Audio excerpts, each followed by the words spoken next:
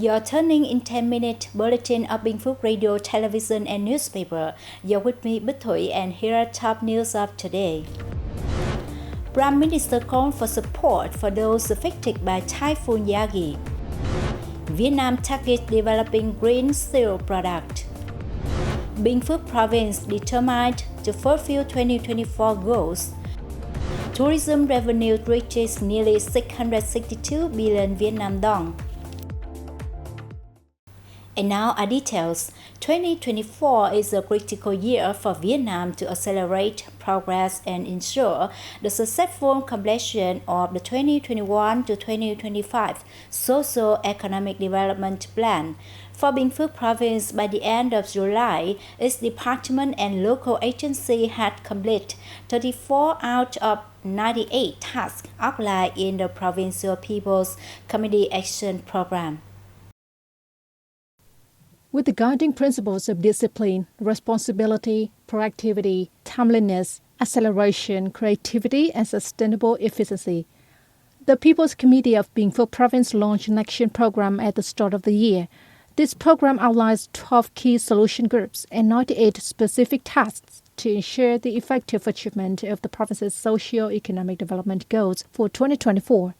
Based on this plan, local departments and agencies have actively implemented targeted actions, contributing to maintaining a stable socio-economic situation in the province during the first 7 months of the year.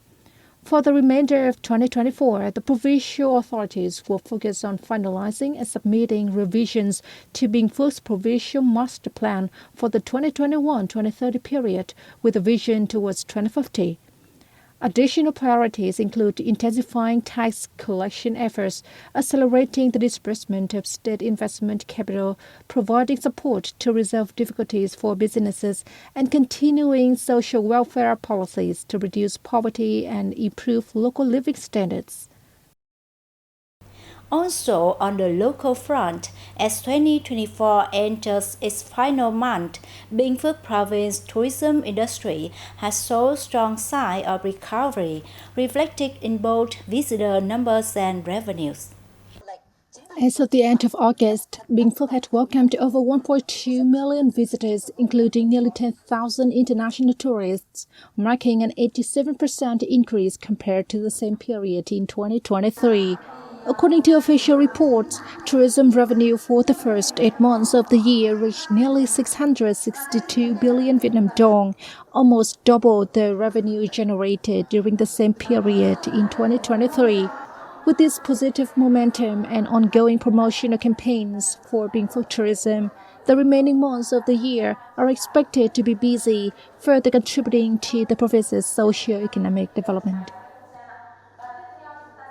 One of the most cherished values in Vietnamese culture is the spirit of helping those in need. In celebration of 2024 Mid-Autumn Festival, Binh Phuoc Provincial Youth Union and Provincial Youth Council, in collaboration with Hạc Phù Sa Charity Association from Ho Chi Minh City, organized the Loving Mid-Autumn Festival program.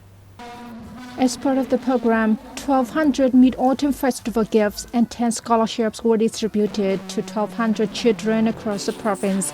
The total value of the gifts, funded by the Hạc Phù Sa Charity Association, amounted to 184 million Vietnam dong. This initiative is part of a broader effort by Binh Phuoc Youth Union to care for the children in the province, contributing to the ongoing efforts by government agencies and society to ensure the well-being and protection of children.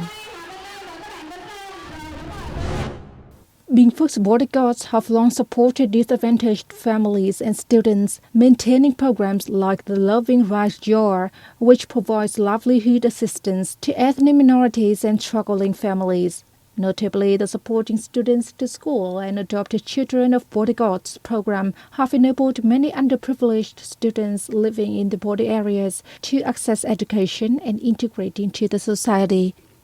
Currently, the Binh Phuoc bodyguards are sponsoring 64 students with monthly financial support of 500,000 Vietnam dong each.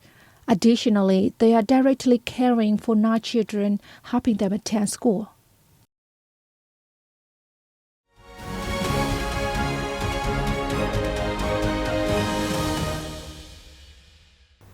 continues we have report on recent activity by Prime Minister Phạm Minh Chính. He has called on people, businesses, organizations, and localities to provide aid and support for those affected by Typhoon Yagi, the third storm to hit Vietnam this year. According to initial statistics reported as of September 8 morning, the storm has left 9 people dead and 187 others injured in several northern provinces. Besides, over 3,200 houses were damaged, many stores, offices, and schools were unroofed or damaged. More than 120,000 hectares of rice and crops submerged or destroyed, and over 1,000 aquaculture cages damaged or washed away, primarily in Quang Ninh. Chairing a hybrid conference in Hanoi, Prime Minister Truyền conveyed condolences and sympathy of party and state leaders to the affected families, units, and localities.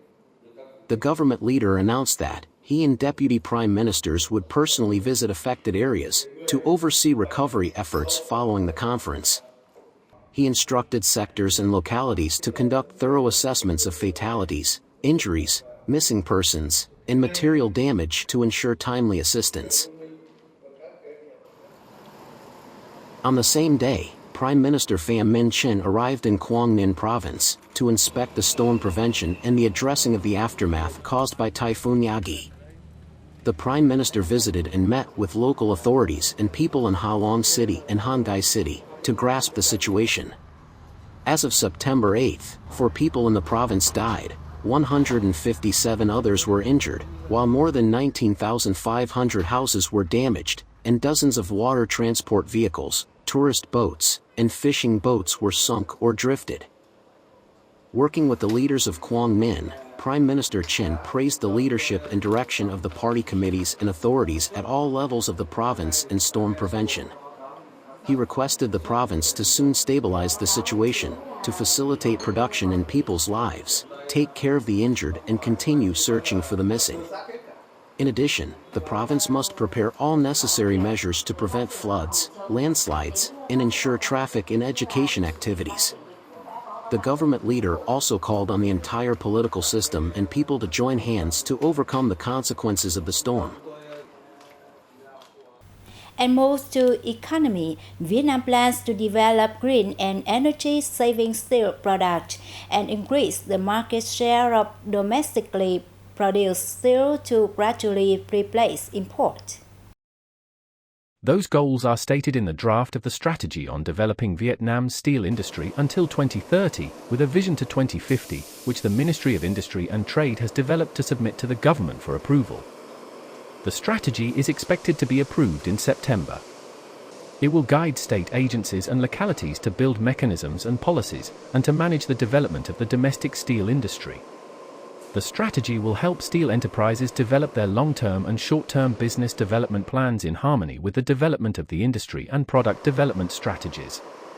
It will also give directions in production technology and the development of raw materials for the steel industry. Vietnam now ranks 12th in the world regarding crude steel production, but the Vietnamese steel industry has limitations in terms of technology, raw materials, production capacity, and product types. The strategy aims to overcome these limitations and promote the modern and sustainable development of the steel industry. Meanwhile, aware of the demand for green energy, industrial parks have retrofit rooftop solar power system to increase competitiveness and attract investors. Experts believe with the rapid growth rate in production and business activities, the supply of electricity to businesses will remain challenging if Vietnam does not take advantage of renewable energy. In particular, using green energy from rooftop solar power systems is an indispensable choice for businesses. According to insiders, both Decision 13 by the Prime Minister in 2020 and Circular 18 by the Politburo the same year allow rooftop solar power systems to be installed at construction sites, and the purchase price and power purchase contract can be negotiated by the buyer and seller. However, the scale of rooftop solar power is limited to 1 megawatt or 1.25 megawatt peak, so the full potential of the system cannot be exploited, experts said. Experts hold that authorized agencies should issue policies to clearly explain regulations in developing rooftop solar power, clarifying implementation for businesses. That's all for today on the news of Binh Phuoc radio, television station and newspaper. Once again, thanks for watching and goodbye for now.